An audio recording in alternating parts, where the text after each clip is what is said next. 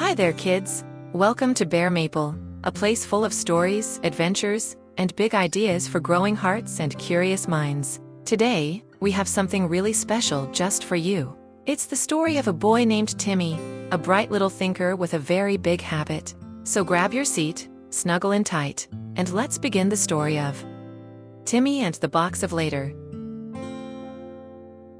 Timmy Thompson was a bright little boy, full of questions, full of giggles, and always full of ideas. He had wild, wavy hair that stuck up in funny directions, and a backpack that always looked like it had survived a mini explosion. His favorite color was green.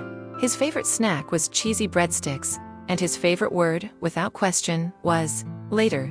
It wasn't just a word to Timmy, it was his answer, his plan, and sometimes even his excuse. One busy Monday morning, his mom called out from the kitchen, "Timmy, time to brush your teeth." Timmy, still under his blanket fort with his toy robot and a half-eaten cookie, called back, "Later."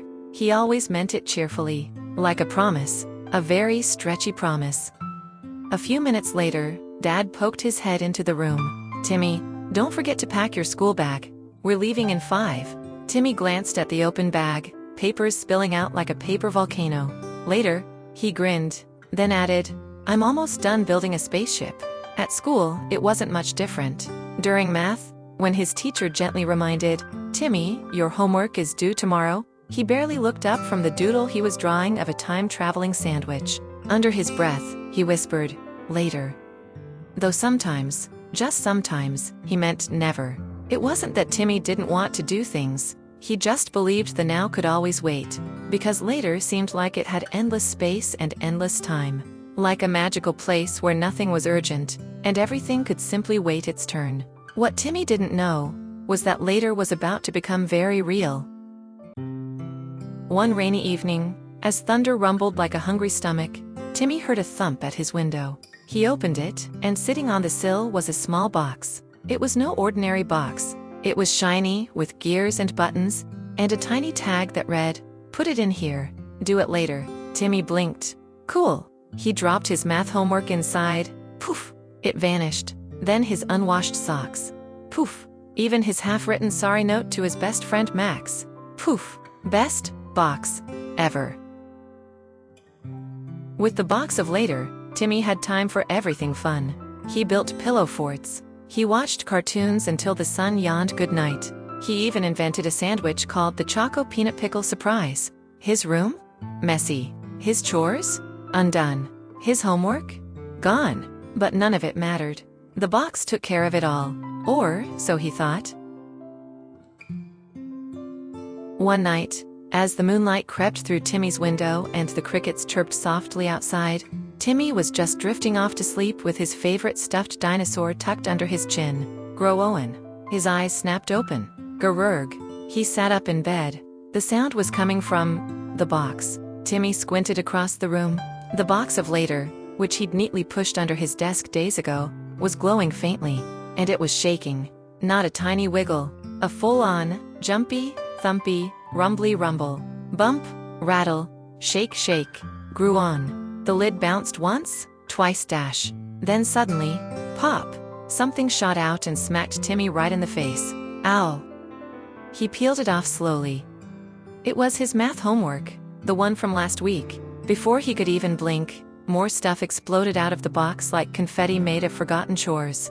His stinky, unmatched socks, crumpled worksheets with frowny faces, a sticky lunchbox still smelling faintly of spaghetti, and worst of all, a folded piece of paper that fluttered gently onto his lap.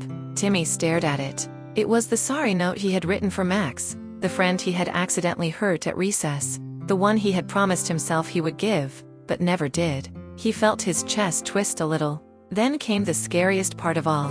The box made a wheezing, mechanical sound, like it was trying to speak. Cough, hack, groan. Then, in a slow, creaky voice, it moaned. Too much. Later. Must. Do. Now. The lights flickered.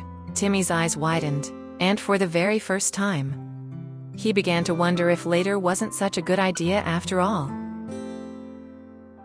The next morning, Timmy was surrounded.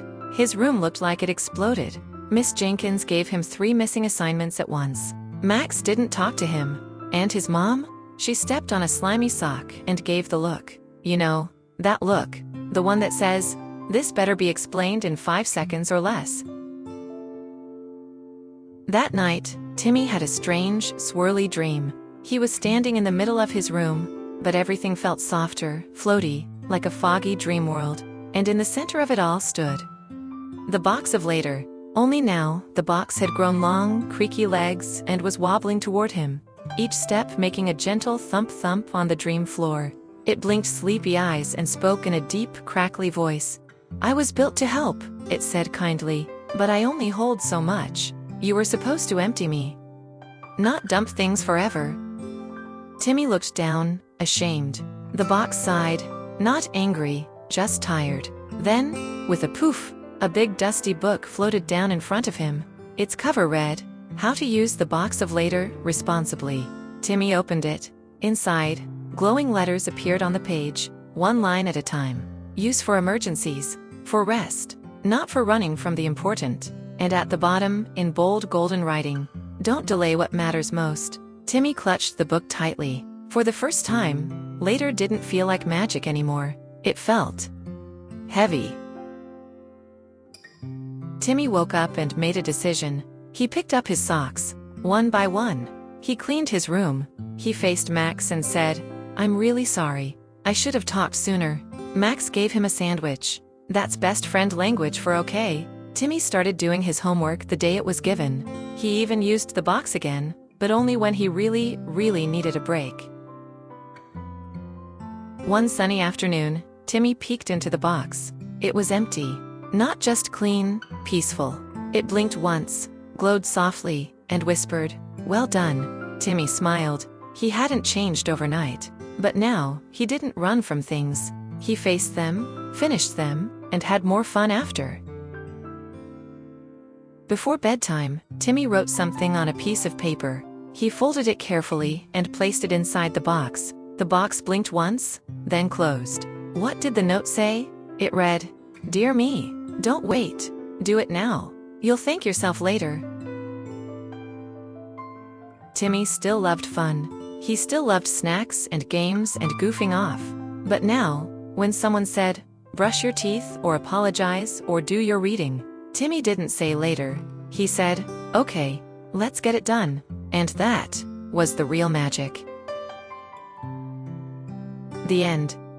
What did we learn from Timmy's story? Sometimes we all want to say later, but when we do hard things now, life becomes easier later. The next time you feel like waiting, think of Timmy and ask yourself, will future me thank me for doing this today? Chances are, yes. If you enjoyed this story, give it a thumbs up, share it with your friends, and don't forget to like and subscribe to Bear Maple for more big adventures and bright little lessons. See you next time, little bears.